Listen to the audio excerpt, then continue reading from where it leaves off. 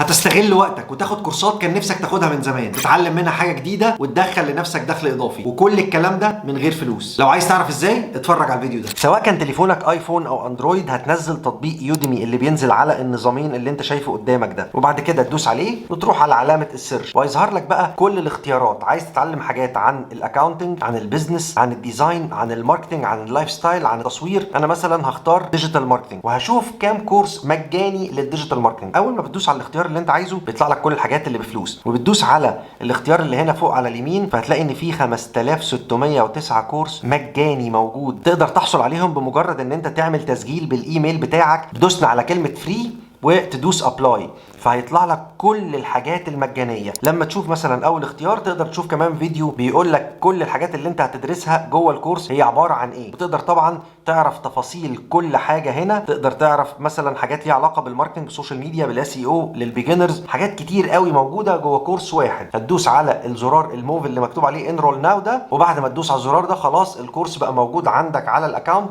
تقدر تقعد تذاكر في اي وقت انت عايز. بس بقى يا سيدي، وانا تامر، وفي الاخر بقى ما تنساش تعمل سيف الفيديو، شير مع اصحابك، فولو عشان تشوف الحاجات الجديده.